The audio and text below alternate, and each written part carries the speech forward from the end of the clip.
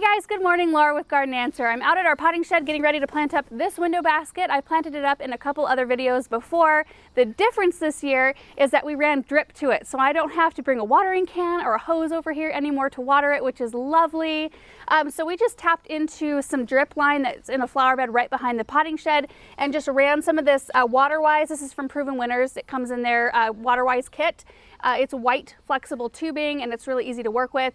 And then there are 3 emitters in this basket, which I did have some pansies in here earlier this spring and it really watered it well. I felt like the coverage was really good in this basket. So this year I've been planting a lot of my containers, you guys know, with monos or just one variety of plant per pot. I'm going to throw it back kind of old Laura style here, and I'm going to pack this thing full of color and different plants. I'm really excited about it because I'm actually utilizing a plant I don't use a lot of, or a color I don't use a lot of, and that's this Supertunia black cherry right here. I think it's such a beautiful red because it's cool. It's more in that kind of blue undertone, cool family rather than the warm kind of orangey yellow family. And pairing it with this Strawberry Punch Superbells I think is going to be gorgeous because the eye of this flower has the same color as the black cherry Supertunia. So I think that they really marry well together. And then I want to do Diamond Frost Euphorbia. I brought 2 out here. I think I'm only going to use 1. And then for a little bit of a trailer, I have some green Creeping Jenny. So that's quite a few plants for this hay rack. I think this one's 24 inches, but they should all do really well. So I already filled it with soil. I'm going to add some slow release fertilizer to the soil and then we'll plant.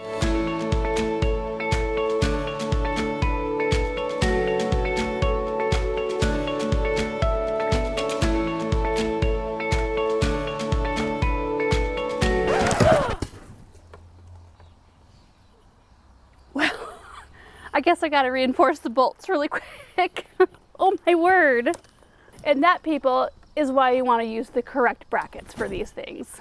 All right, let's get the tools out. I think this one is our culprit right here. It looks like it bent down, which I'm not surprised because it was looking kind of bad when I initially put that bolt in. So I think that this is the hook we're gonna use. It just has 1 hole for a screw. These are from Garden Artisans, and I think they'll be plenty strong enough to hold up a 24-inch basket. Oh, sorry, Russell. Sorry, buddy. All right, whoops.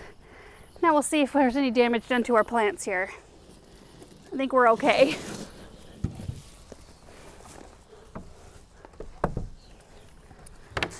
Oh, sad. These poor plants. They fared pretty good. So now I'm gonna grab the drip tubing and just feed it right back behind again. So we're back to square one.